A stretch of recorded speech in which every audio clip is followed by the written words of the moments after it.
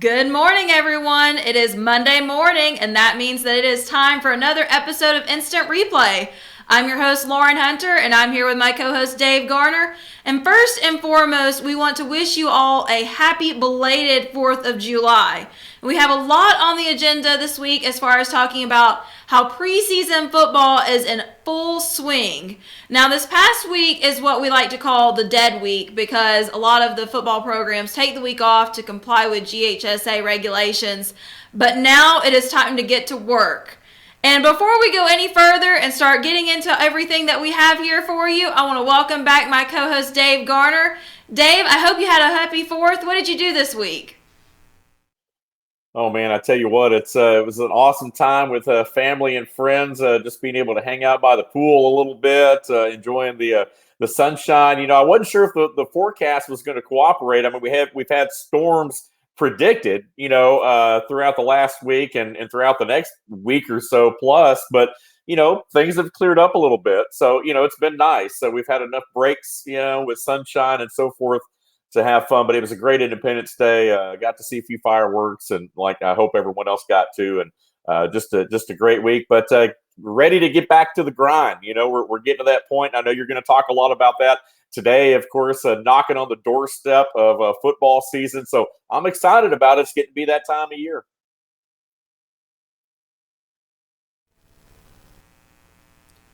I'm glad to hear that you had a great 4th of July, Dave. I had a great one as well. I know, like you said, the weather was kind of iffy a little bit, but it turned out to be a beautiful day on the 4th, and I also got a chance to go across the street and hang out with some neighbors. We had a cookout, and then we watched some fireworks in Dahlonega that were really cool and also really close. So it was great that we were able to stay on our front porch and not have to get into the crowd or anything.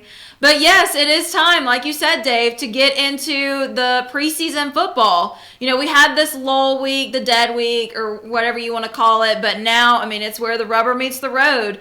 And a lot of teams, they're going to be hitting it hard this week with 7-on-7s, and we'll talk about that a little bit later into the show. But they are going to be hitting it harder and putting on pads, getting out there, really getting into the full-blown summer practices. Because believe it or not, we're only about a month out until school starts back. And right after school starts back, of course, regular football season picks up.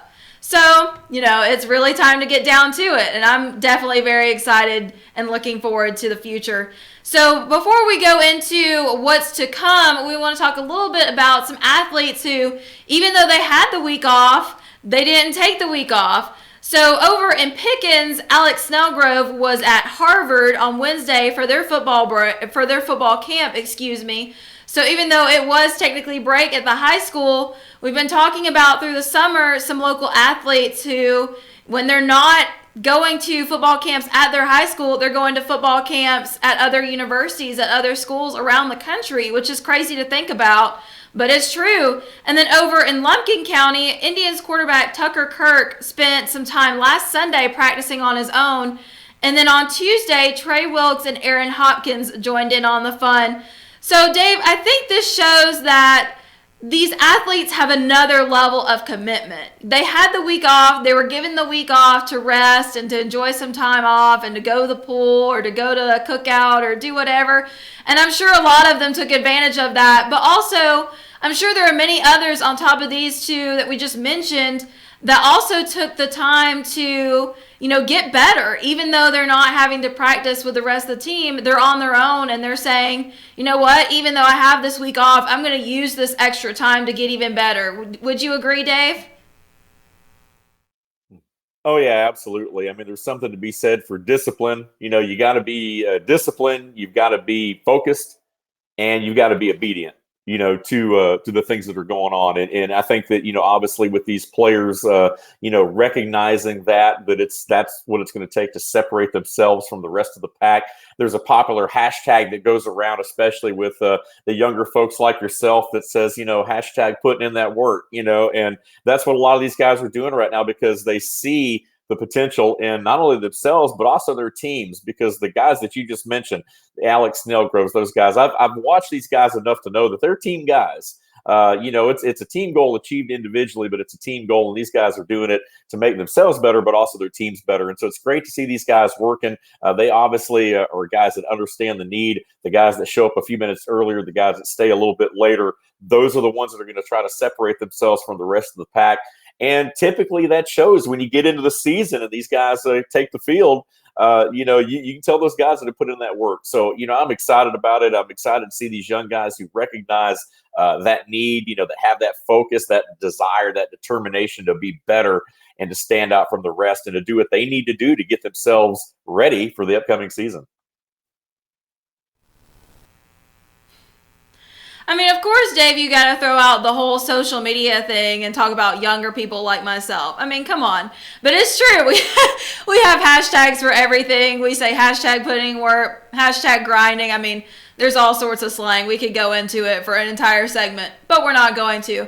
But I totally agree with you. I mean, these are the guys who show up a few minutes early to practice and stay later as well. And I'll venture to say that these are the guys that emerge as the leaders of the team because they're willing to put in that extra work. And even though it is an individual effort, like you said, it also shows as their leaders on their team, and then also during the regular season, it'll show on the field. So they're looking forward to their individual futures as well, going to some of these collegiate camps. But then, of course, also that'll transfer into the regular season with the rest of their team. And it's something that the younger guys as well, like the freshmen and the sophomores, can look up to. So it's really great to see, and I'm very impressed with these guys who, even though they had the week off, they were still like, no, I'm going to go out and keep grinding. There's my slang for the day. So moving on, we talked about a little bit earlier when I first introduced the show that there are going to be a lot more camps and a lot more hard team practices from this point on, because before now, I mean, yes, the teams were working hard. They were going to camps. We've been talking about it all summer. To talk about it more would just be repeating myself. But it's going to get even more serious now as we get closer to the regular season. So with that being said, there are 7-on-7s coming up this week. I mean, there's just a ton of them across the Team FYN sports country. But it's time to seriously buckle down. It really is. And we're going to be heading out to cover some of these 7-on-7s throughout the week. I know Lumpkin has several. I know White County has a couple. Fannin County. I mean, they're all the teams, it seems like, that the coaches that I've talked to this week, they're all like, yeah, we have 7-on-7s coming up, and it's time to get busy. It's time to get down to business. So it's great stuff. We're definitely looking forward to it here at Team FYN Sports. I'm looking forward to it, certainly, being that it's my first season here with Team FYN Sports. And we're looking forward to what these guys are putting on the field as far as what they've been working on throughout the summer. And now that they're getting even more serious, what they're going to be putting out there going into the regular season. So with that being said, another thing that we're doing here at Team FYN Sports in the next few weeks is that we're going to be interviewing some of the head coaches in the area. And I mean, on Wednesday, BKP and we got the chance to interview head coach Kevin Saunders of the Gilmer Bobcats. And we'll roll a clip here of him just a second of a little piece of that interview that we had with him. But, I mean, we're going to have interviews with Pickens, Fannin, Union, Dawson, Lumpkin, White County, and even on into Hayesville High in North Carolina and Murphy High in North Carolina. So we're going to have all of your favorite coaches from your favorite teams here at Team FYN Sports. And Josh, if you'll go ahead and roll that clip of the interview with Coach Saunders, we'll give you just a taste of what I mean. Hey, we're 0-30. How is recruiting going and changing the attitude and saying, hey, come on in, let's get some guys in here? First off, this team's not 0-30. Got it. This team's never lost a game, never won a game. Got it. And that's one of the things we've told them. I like it. Let me change that up. I like it. Yeah, I mean, what they've done in the past is past. This is a completely different team. And, 1 year after we won a state championship where I was, brought the other team in and said, you haven't won a state championship. You're over. What happened in the past is over and done with. So you can't rest on that. Are we building on 0-30? No, you're not, because there's nothing to build on. What we're doing is we're starting from the bottom. We've had kids behind in their fundamentals and technique work all the way down to the middle school. I feel good about the direction we're going in with the middle school right now, with the coaches that are there. I'm very excited about that. They had 60 kids out in the spring. I feel really good about that. But if I was a 15-year-old, it would be hard for me to make a commitment like I'm doing like I'm asking these kids to do when have nothing to show for it. They've had nothing to show for it in the past. I do believe in the past they were more worried about the numbers playing, and I think that they've got caught up in how many you got to have to play. I think that's not an issue, because if you build it, they will come, and you got to build it somehow. So we have 40. I love that part of the interview with Coach Saunders, and I used that clip for the show specifically because I love how he's talking about they're starting from the ground up and they're building up. He's saying that this team this year, this is Coach Saunders' first year with the Gilmer Bobcats, by the way. He's brand new to the team. They're starting from the bottom, from the ground, and he's saying this team isn't this isn't the team from last season. This isn't the team that has the record from last season. We're not talking about a team that's coming in and they're coming off of the record that they had last year and they're going to build up from there. This is a fresh start. And I love that part of the interview. And Dave, I'll throw it back over to you real fast to give your thoughts on that before we go to break. Well, I really love how Coach Saunders basically said, look, we're not 0-30. This is a totally different dynamic now. We're starting basically 0-0. It is what it is. I mean, obviously you can't erase history, but I get exactly what he's saying. And I love that he said what he said. He's like, look, I wasn't here for any of that. It wasn't our team, this year. And so I like the approach. And I think that obviously, as you know, Lauren, in sports as a coach, you got to get your guys, your girls to buy into what you're trying to do. And I think so far, folks in Gilmer County have bought in to what Coach Saunders is selling. And I think that, he's done a great job in coming in and establishing that. Obviously has a great pedigree, as we talked about. He's, of course, won the championships. He's been around championship caliber programs. He's had a lot of success in his previous jobs. And so, I think it's a great move, obviously, for Gilmer to hire a coach like this that is able to come from a lot of the winning programs and has the reputation of turning teams around to become winning programs. And so I think he's definitely saying all the right things right now. Obviously, it'll prove out on the field, but a lot of work to do. I don't think anybody denies that. I know Coach Saunders knows that he has a lot of work ahead of him. Obviously, as he mentioned in his evaluation, guys were behind a little bit, fundamental-wise, even all the way down to the middle school level. So, again, you've got to grow that program from the youth all the way up through the high school. We've seen that model kind of on display just south in Pickens County, not to use the Bobcats rival, but, again, that model has kind of worked, and being, having all the football under one umbrella. I think we're going to start to see that maybe a little bit in Gilmer County as well, with a kind of a uniform kind of look from the youth all the way up through the high school level.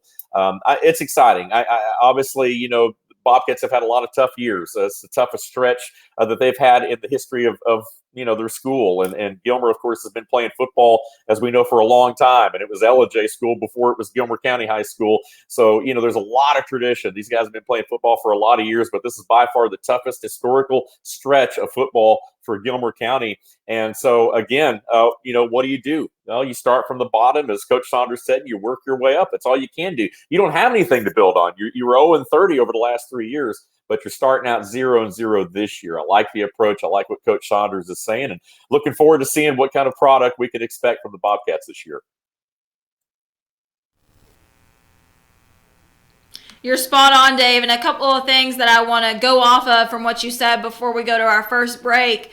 Yes, I mean, the Gilmer Bobcats, last year they had a record of 0-30, but I was really impressed with Coach Saunders in this interview, and specifically this clip that I used, and how he said, and BKP was doing the interview, I was on the other side of the camera, but I remember I was just sitting there like, wow, that's impressive. That shows some good coaching right there, that he said, this team's not 0-30. I mean, he was to the point. He said, this team's not 0-30. We're starting fresh. We're starting from the bottom, and we're going to build up from that. We're not going to worry about the past. The past is the past. We're just going to think about the future. And another thing, talking about over in Pickens as well, we have a lot of schools, not maybe a lot, but several schools in the area that have new coaches this year. Gilmer's just one. Jeff Nelson over in Pickens County, he has been with the Pickens in an assistant role, but this is his first season as head coach. And then over in Lumpkin County, we have Caleb Sorrells, that is his first year as a head coach. So that's going to be an interesting thing to see as we go into the regular season, talking about these kids buying in to see if these kids do that. And over in Gilmer, of course, I can even see that they've been buying into what Coach Saunders is saying, and they're like, well, we're ready to go, and to see some of these other players and some of these other teams to see what they're going to do going into the regular season. It's exciting stuff. So we're going to end right there and go into our first break. Stay with us, Team FYN sports fans. We still have plenty more to go through. We will be here with you every step of the way. We'll be right back.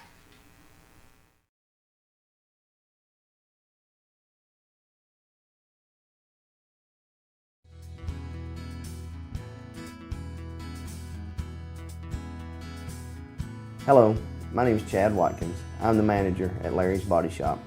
We are a family-owned and operated business and have been serving the North Georgia area since 1978. We are located at 1216 Progress Road in LOJ, Georgia. Our shop specializes in collision repair, and we work with all major insurance companies. Larry's Body Shop is ICAR Gold, the highest role of training recognized by the collision repair industry. It is estimated that only 10% of collision shops meet these standards. Our shop consists of state-of-the-art equipment such as laser measurement system, down-drive spray booth, spot and MIG welding equipment. All of our paints are mixed on site so that we can guarantee your paint to match every time. I know that having an accident can be a stressful event. We take pride in making sure our customers are satisfied with the repair of their vehicles. Our waiting area is clean and comfortable with free Wi-Fi and refreshing beverages. So if you're in an accident, stop by and see us at Larry's Body Shop. Circuit World, with multiple locations to serve you in Murphy and Franklin, North Carolina, Blairsville, Blue Ridge, and LJ, Georgia. Locally owned and operated since 1985. Appliances, electronics, and furniture. Name brand products like LG, Samsung, Dell, Whirlpool, Ashley, Catnapper, and more. No credit check, only 10% down on furniture, and only $10 down on any new lease purchase. Mention FYN10 for your special deal today at Circuit World.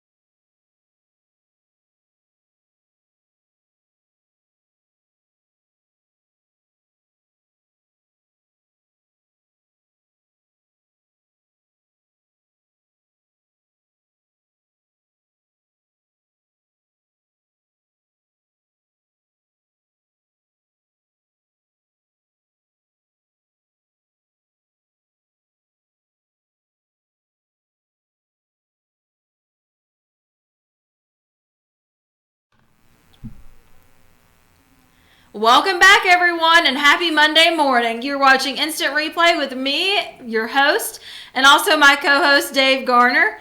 And we are so glad to be here today. And we've been talking about, before we went to break, some of the things that we're looking forward to in the future because, up until this point, football, preseason football, it was happening. Teams have been out, they've been grinding, they've been putting in the work for summer practices.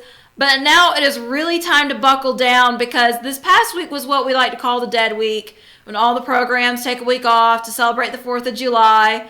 But then also it's a time to relax and get ready for when it really gets serious, starting today, starting right now. As a matter of fact, a lot of teams were having full summer practices this morning. So one thing that we're doing here at Team FYN Sports, along with following these teams like we've been doing through the summer and getting ready for some more camps and some 7-on-7s that they're fixing to do, we've also been interviewing some head coaches in the area. And one thing that I do want to mention and hint at, like I said before the break, we were going to be going around and talking to coaches at Lumpkin, or talking to the coach at Lumpkin, Dawson, White County, Pickens. We've done Gilmer this week, White County, Hayesville, North Carolina, and Murphy, North Carolina. We're going to be talking to all of these coaches, so definitely be keeping an eye out for those. But also, just to give you a little bit of a teaser, one thing that we may be doing, maybe in the works, is to have a full-blown coaching preseason football segment show on Instant Replay. So it'll be really exciting stuff. Definitely excited about it and what's to come. Okay, so we're kind of transitioning out of local sports, and we're going to be getting into some national and regional sports. And today we want to talk about a little bit of what's been going on in the news recently in the past week, and get into a little bit of a debate here for just a minute because we like to change it up sometimes. But as many of you are probably aware, Nike was planning to release a special edition sneaker that would have featured on the heel a design of the American flag with the 13 stars that Betsy Ross sewed during the Revolutionary War. And I actually got a chance a while back to go visit her house where that happened, so that was really cool. But what made it so interesting, I guess you could say, is that we know that Colin Kaepernick, former quarterback, is the spokesperson, the face of Nike, for some actions that he took a couple seasons ago. And according to the New York Times, Kaepernick went to some Nike representatives individually one-on-one and said, hey, I don't think this is a good idea. That flag is said to have some racial undertones. And that being said, talking about how the flag has been featured at some KKK rallies and how it's been featured just with some racial undertones. So Nike, in the long story short, decided to pull them. And one thing that I want to talk about, and I'm going to bring my co-host Dave Garner back in, is with this decision, does this make Nike look unpatriotic? And with this was it was supposed to be in honor of the 4th of July that happened just this week. And the reason that this ties into sports is we know that Nike is one of the largest, if not the largest, supplier of jerseys, equipment, clothing, all sorts of things that sports teams use all over the world even. So what kind of message do you think Nike was sending with pulling these sneakers? Dave, what do you think? Well, here we go. I'll tell you what, I'd be interested to see what BKP has to say about this. He's our political guy, but it's just one of those situations where everybody has an opinion about it, and a lot of it depends on where you live, what part of the country, this, that, and the other.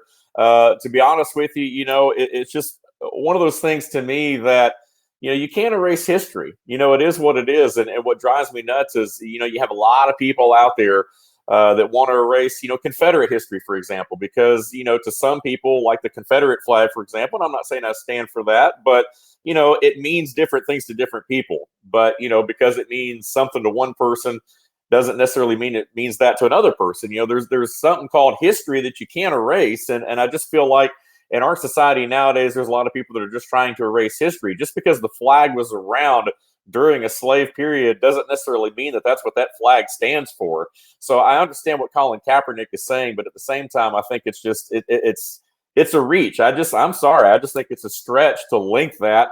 You could do that with anything. I mean, you could say that, segregation and things were around when our current American flag was presented, for that matter. Why don't we just take that off of everything? So I don't know.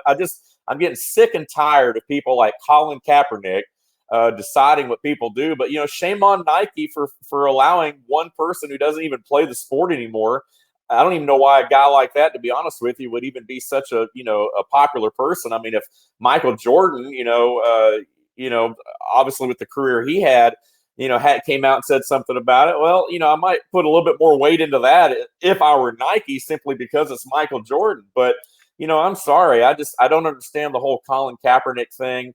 And now you've got all these other people that are jumping on board and doing different things. And when I say other people, that's has nothing to do with race. It has nothing to do with any of that. It's just, like-minded people, regardless of what color or what sex they are. But it just drives me nuts. I think that, a lot of time, so Nike, again, they pull the shoe because they don't want to offend anybody. But I'm like, these are the 13 original colonies of the United States. That's what that flag meant. So now we're going to erase history. We're going to associate everything that our country's ever done with being negative. If you're not proud to be an American, get out. I mean, that's how I feel. And I know that's extreme, and a lot of people say that. But these people that, we hate Trump or whatever. So if we, win and we get invited to the White House, we're not going to go. Let me tell you something. That's the most classless thing I've ever heard. And not to get too far off the topic, but even if I'm not a supporter of Barack Obama or whoever may be the case, I mean, if the president of the United States, even if I don't like them, and I know I'm different, but even if I don't really care for that person or I don't agree with their politics, if the president of the United States is going to invite me to the White House to recognize something that I accomplished, regardless of how I feel about that person, I'm going to go. And that's just me. Because the opportunity to meet the president, regardless of who it is, regardless of whether it's Republican, Democrat, or whatever, I get it. But I get so tired of these people boycotting everything and this, that, and the other because, we don't like, I don't know. It just, the whole thing kind of drives me nuts.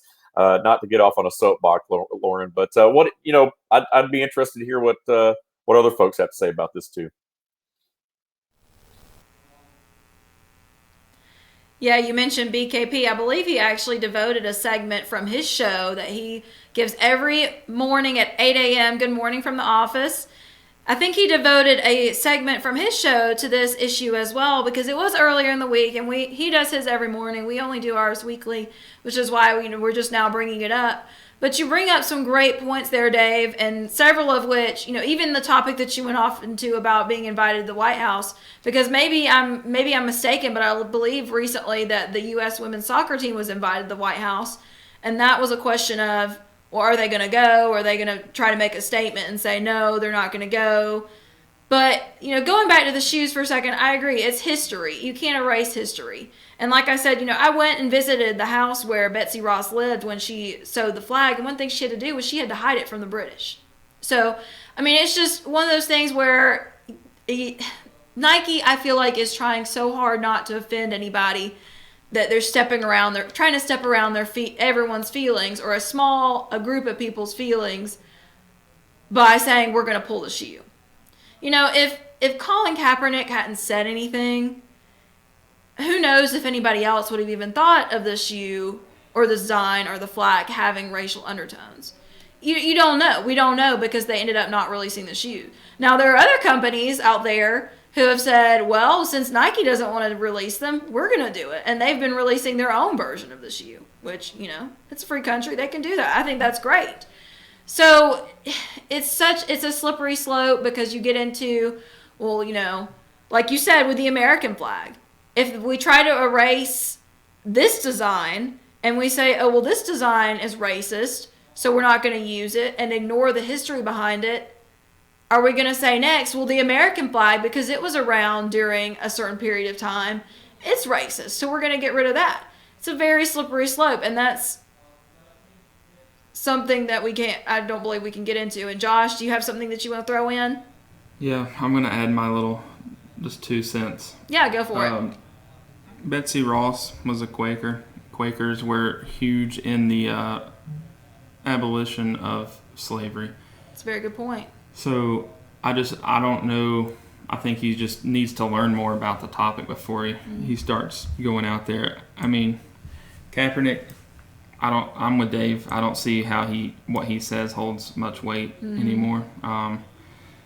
People kind of think of him as a joke. So I don't see how this can be offensive, but he can wear socks with police depicted as pigs on it, and that's not offensive. So Right. I don't know. Even Martin Luther King Jr.'s, I believe it was his niece, said that Kaepernick was very misinformed on the whole situation and needed to learn a little bit before he came out and protest. But that's all I had to say about it. Yeah, and thanks for chiming in, Josh, because I always like to get your input, not just on Atlanta Braves things, even though you are a Braves guru, I like to get your opinion on other things too. But I completely agree. I mean, I think Kaepernick he's not informed on the topic as much as he needs to be. And I don't understand either why so many people are listening to him when he doesn't even play football anymore. That's just my opinion. And again, another thing you mentioned, Dave, with these teams that I think it was the Golden State Warriors as well that were invited to go to the White House and declined to go. Do you know the answer to that, Josh? Am I right about that? Yeah, I think it was the Golden State Warriors. One of the NBA teams, pretty certain it was Golden State, they were invited to go to the White House, but because Trump is in the White House, they said, we're not going to go. And, okay, yeah, let's bring back Dave, because Dave wants to make a comment. Go ahead, Dave. Well, back to the last point real quick. Really, I mean, Colin Kaepernick to me, is Colin Kaepernick. But to me, it's the story really is more about shame on Nike for following through with that. They've got the power to be able, as a company, to be able to say, we're going to release the shoe. We don't see it the way you do. But my anger, I guess, is not necessarily directed at Colin Kaepernick because we kind of know what Colin Kaepernick's going to do and say at this point anyway. My frustration is more with Nike, and Nike's already had some bad press lately in the last year or two. You got to the point where people were putting pieces of tape over their Nike logos on some of their stuff. I saw it, I guess, during last football season, with everything they had going on with the other, stuff that they had with Colin Kaepernick and the whole Nike campaign ads and all the different things that they've done. Everyone knows where Nike's at. They're in Oregon. They're on the West Coast. It's the left coast for a reason. I'm not playing politics here. I don't care what side you fall on, but it is what it is. They're a very progressive company, if you will. In the eyes of a lot of people, so they're going to kind of tend to make those decisions that are going to kind of slide to that side of the aisle. It's just the way it is. That's just but so you take it for face value. But that's what I just want to throw that point in real quick. My frustration is more at Nike as a company than anything. But to your point too about the White House, I think Golden State may have declined and this, that, and the other. I get it. I know that when the Eagles won the Super Bowl, then I think when the Patriots won it this past year, they've went. Obviously Clemson, they went to the White House after the national championship. So there have been a lot of people that have obliged. But I just think that regardless of how you feel, if you're going to be honored on a national stage, you don't have to like the person, but don't make it into some big political commentary, which I think the athletes being in the position they're in, I think they tend to overuse that a little bit. They use that stage, but that's what a lot of them do. They use it as a platform. They use their fame as a platform to be able to get their message out there, and that's just the way it is. That's the world we live in.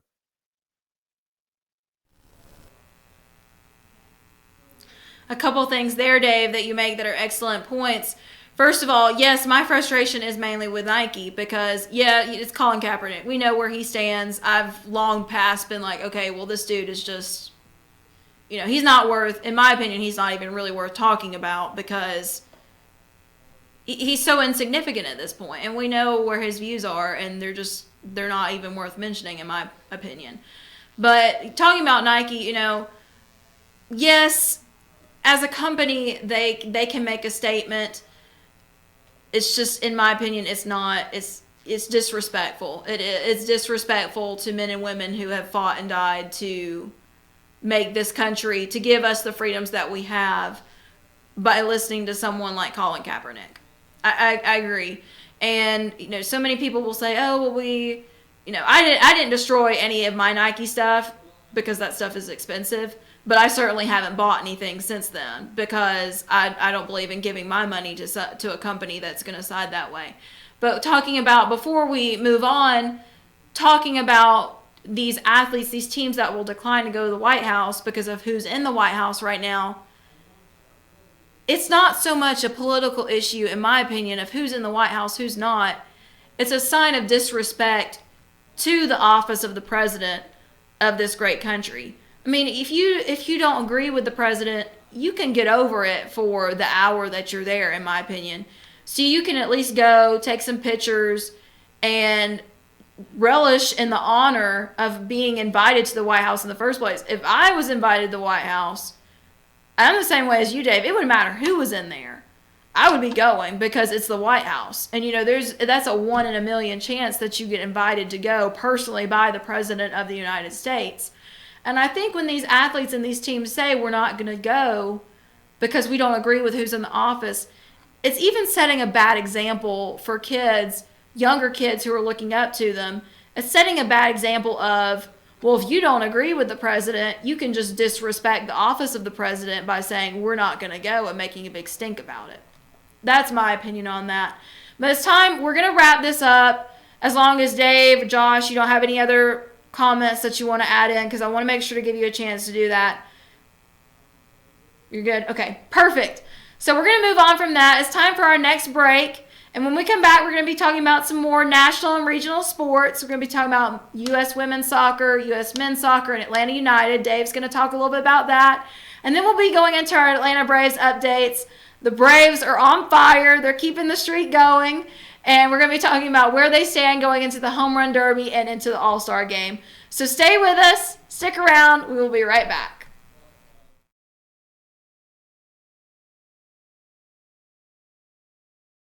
At Ingalls, we have a very special family. A family of farmers, ranchers, and dairymen. Clerks, butchers, and bakers. Deli workers, pharmacists, and florists. We work hard every day to bring you the very best. And we'll continue to wake up every morning and work as hard as you do. This is our town, and we built this community together. Ingalls, your neighbor for over 50 years. In 1981, Reed Nicholson began selling tires out of an old barn in Mineral Bluff. Little did he know that he had just laid the groundwork for the most trusted names in automotive services in the Blue Ridge area. In 1997, Nicholson Tire Center became what it is today, holding the same values of faith, family, and great customer service. 2 locations to serve you, and the Blue Ridge location is currently expanding to offer fast service and the largest U-Haul provider in Georgia. Nicholson Tire Center, Blue Ridge, and Mineral Bluff.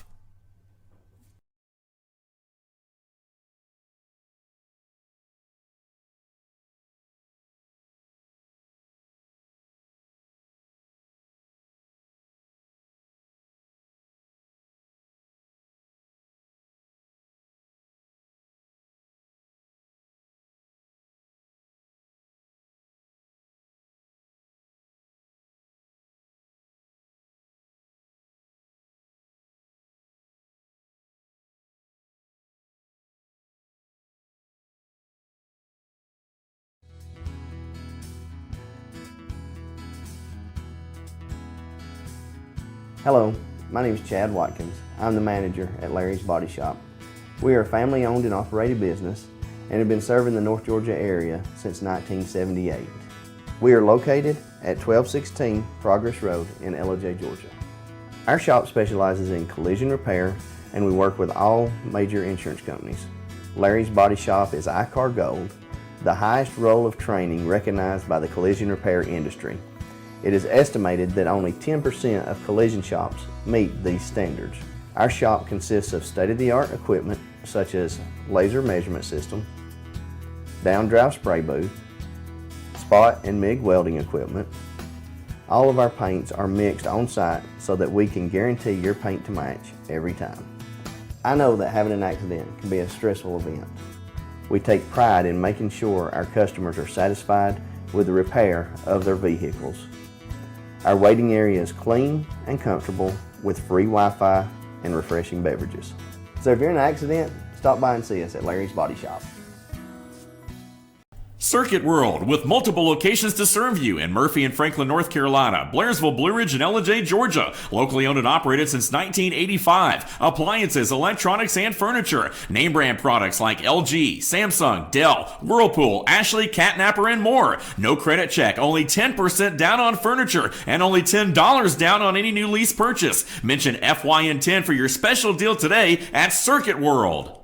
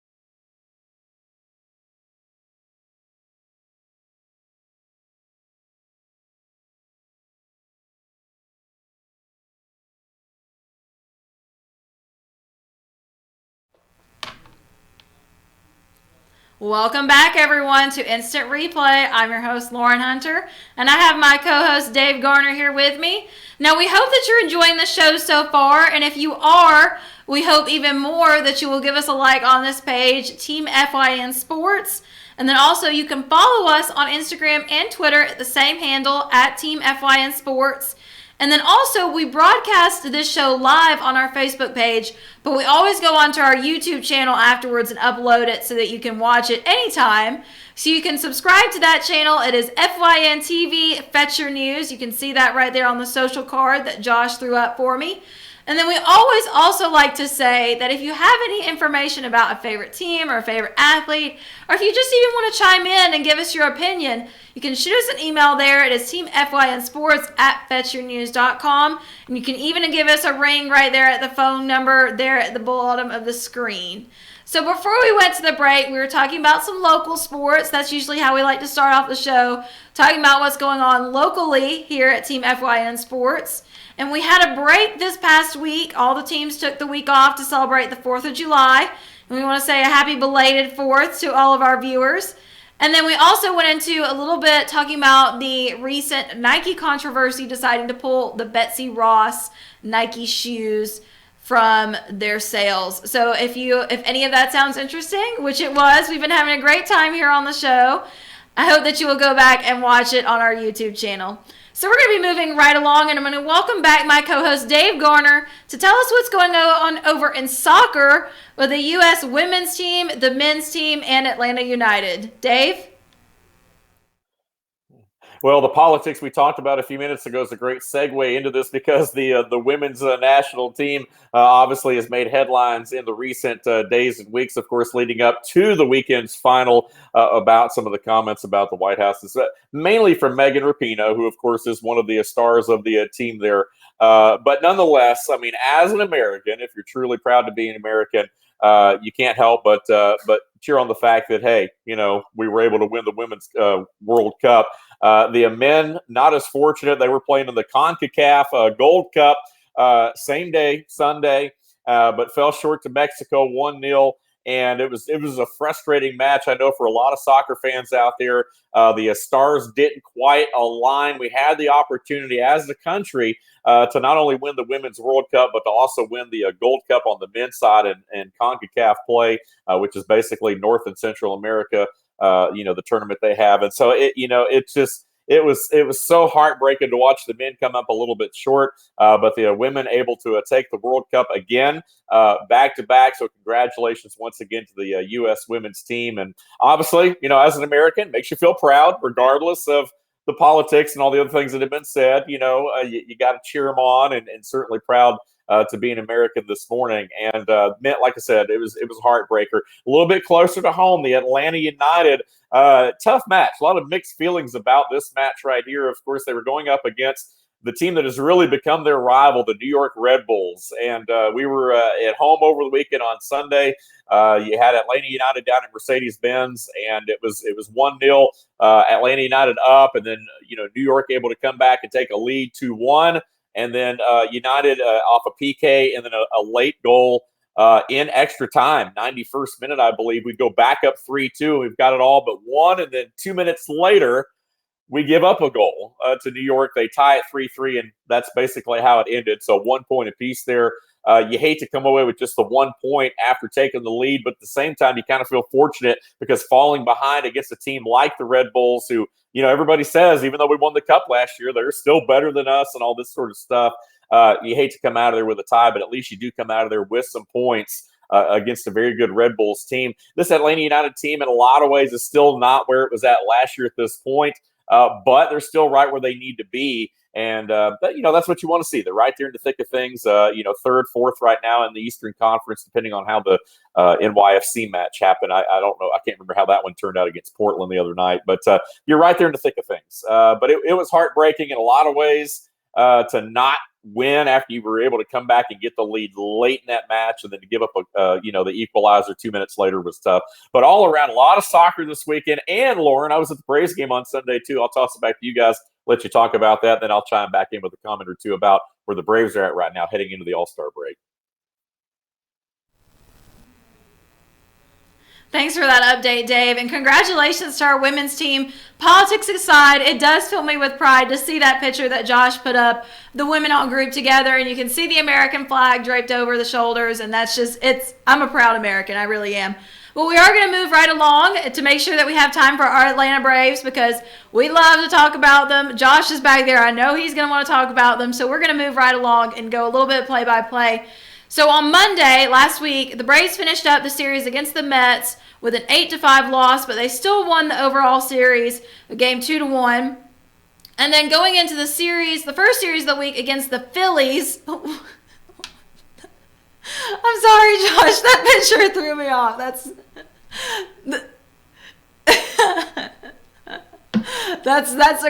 a great picture. I like it.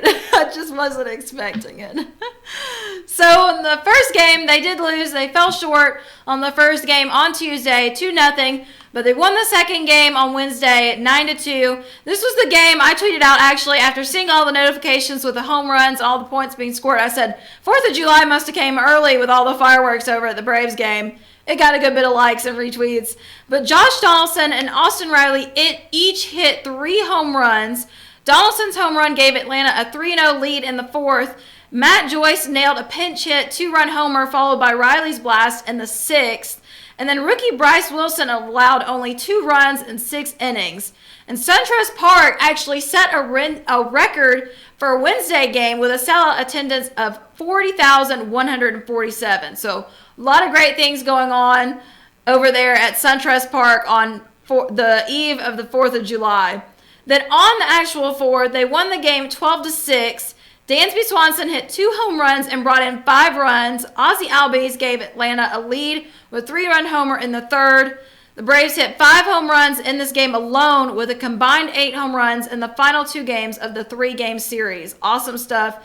Shout out to pitcher Mike Soroka for not allowing any more runs after the first inning, in which he allowed 4 runs on 6 hits, but came back strong. We love that. Freddie Freeman and Josh Donaldson hit back-to-back homers in the 4th. So a dynamic duo right there. A.J. Minter pitched a perfect 7th inning to earn the W for the Braves.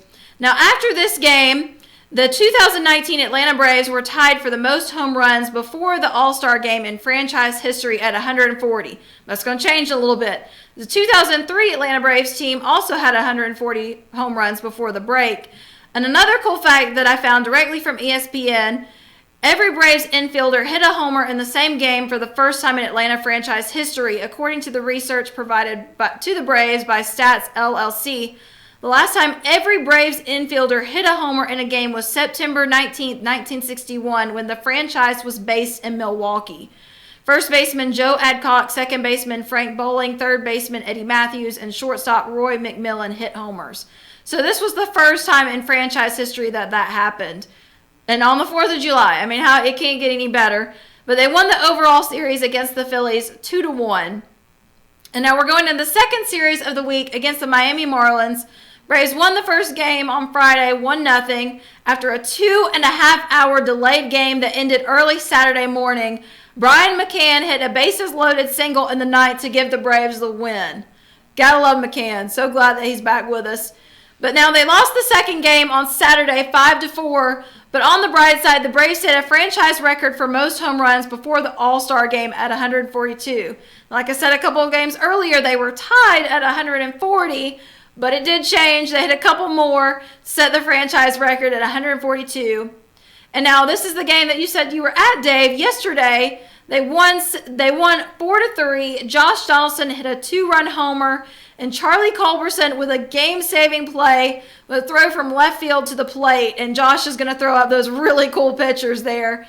And the Braves are still number one in the NL East with a record of 54-37, a percentage of .593, and a winning streak of 1.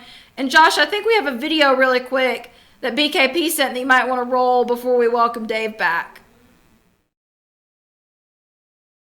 You get a line drive to left. Charlie Culberson's there, made the catch. Runner tags, coming home, throw on line, and they got him. What a throw! That's a good double play, too. Couple of things he's going to look at here. This is what I hate, though, right here. Listen, that's a good play. The throw took him right there. BMAC gave him the front of the plate. And I hate this. They're challenging just to challenge it.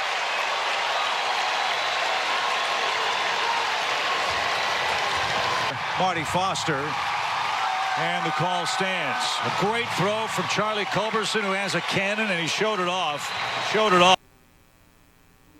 That's awesome. I mean, that's just, it doesn't get any better than that right there. And Dave, you were actually at that game yesterday, so tell us what that was like being in that stadium when that play was made. Well, yeah, I was actually looking at the pictures before you tossed it to me and kind of reliving the whole situation. Listen, it should have never came to that Culberson throw in the first place. It should have never came down to that. I mean, obviously, Dallas Keuchel, getting the start, his second time pitching at home.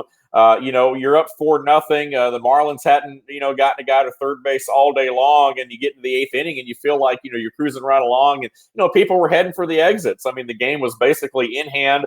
The game started, a half hour later due to rain, and it sprinkled a little bit throughout.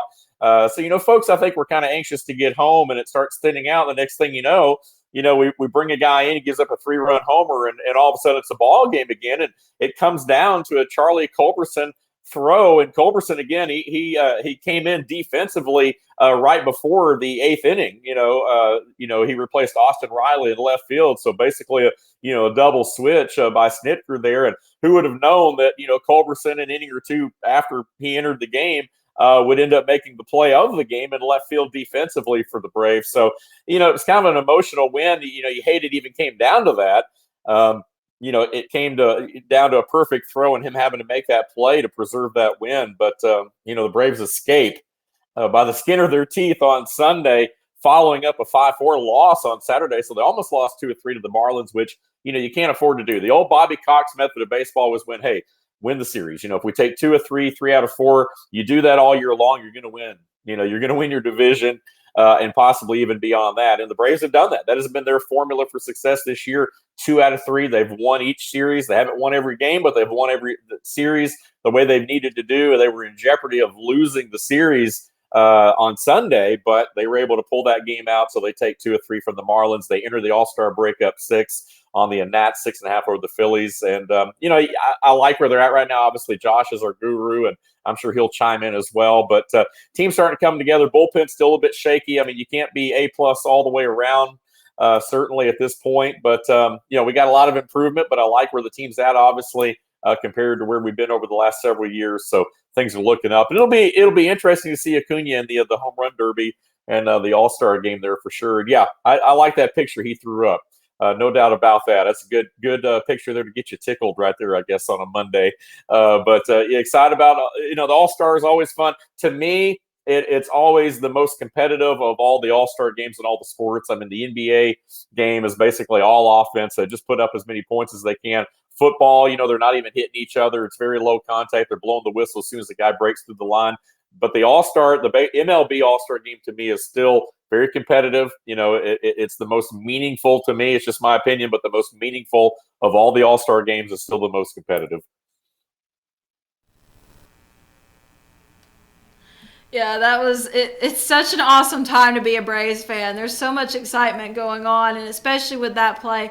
I mean, I can only imagine being in the stadium with that play yesterday. And Josh, where's that picture that you showed me before we came on here? The one of Culberson. Yeah, here it comes. If you thought that gave you a tickle, Dave, here's Culberson again.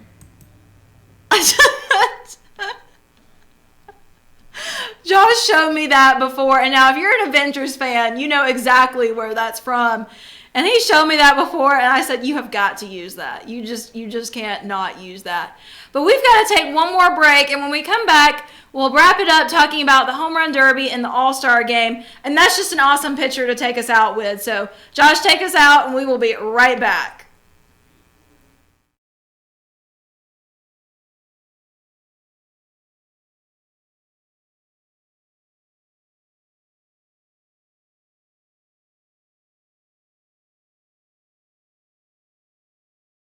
At Ingalls, we have a very special family. A family of farmers, ranchers, and dairymen. Clerks, butchers, and bakers. Deli workers, pharmacists, and florists. We work hard every day to bring you the very best. And we'll continue to wake up every morning and work as hard as you do. This is our town, and we built this community together. Ingalls, your neighbor for over 50 years.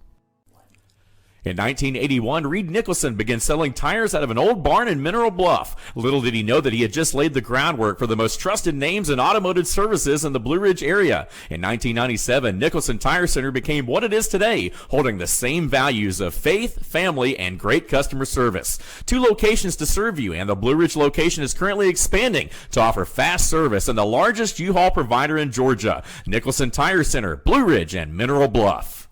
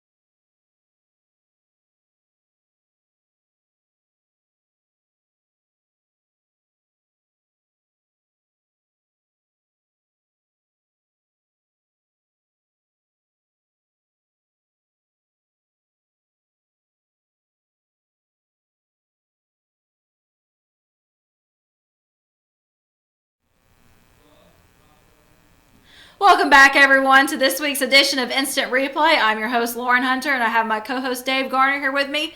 And before we went to the break, we were talking a little bit, actually not just a little bit, we were talking about a lot about the Braves and some exciting things that have been going on this season, especially within the last week.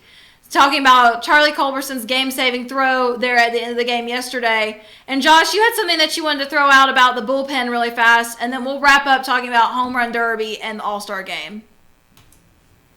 Yeah, I just wanted to say real quick, a lot of people on social media after yesterday's game, they like to blame the bullpen because that's been the easy thing to do all year. The bullpen is actually ranked number 1 in ERA since the start of June. Also, the reliever that gave up the 3-run homer yesterday, only one of those runs was charged to him, and that's the first run he's given up in his last 10 appearances. Bullpen's been amazing, especially with Swarzak coming over from Seattle. Unfortunately, he's injured right now, but I don't know, all the people online that they need to find a new excuse when games get close because the bullpen has been phenomenal for the past month plus. And I just wanted to get that out there. Good point, Josh. Don't blame the bullpen. That's what we're going to say. Don't blame the bullpen. All right, so we know that the Homerun Derby is tonight, and from the Atlanta Braves, Ronald Acuna Jr. will be representing them in this event. Now, Acuna is facing off against the Pirates' Josh Bell. And we know how impressive Acuna is. We know how awesome he's been playing this season. And then here's an interesting fact I didn't know until I was doing the research for the segment. The Atlanta Braves have never sent someone past the first round of the Homerun Derby. And I definitely think Acuna can change that with 20 home runs this season and 46 overall in his MLB career. So a lot of great things going on with Acuna and with the Homerun Derby. And I'm going to throw it back over to Dave. I've got to get out of here. So Dave is going to wrap it up with the Homerun Derby and then with the All-Star game. So it's been great being here with you all this week or today. And I wish you all a happy Monday and a great rest of your week. I'll see you later. And Dave is going to take it out for us. Dave? All right, thank you, Lauren. Yeah, the All-Star game Tuesday night. Hope everyone will watch. And the Braves, of course, will be back at it later in the week, I believe on Friday, as they enjoy a little bit of a break here, except for the All-Star nods. Again, Acuna and Freddie Freeman getting to start the NL All-Star game. Brian Snitker as I guess, an honorary coach. But he said he won't be doing any coaching of any kind if he can help it. And then, of course, Soroka, as we talked about, one of the pitchers there for the Braves, making it in as well. A lot of different nods. So great to see the Braves get that recognition. Josh, thanks for your comments today. As always, our Braves guru chiming in. And, of course, plenty of soccer and local sports next week. Same time, same place. We will jump back into more high school football because there are a lot of other coaches to talk about. Again, Coach Kevin Saunders making a presence on today's show as Lauren sat down with him earlier in last week. And, of course, we'll have more from some of our other coaches next week and in the shows to follow leading up to the high school football season. It should be a lot of fun. Thank you for watching today. As always, Monday live from 10 to 11, but you can also watch us anytime during the week at your convenience on demand at FYNTV.com. As always, we're highlighting and promoting student athletes in a positive way right here with Team FYN Sports. We thank you for watching. We'll see you next week. For Josh Ross, Lauren Hunter, I'm Dave Garner saying so long, everyone. Have a good week.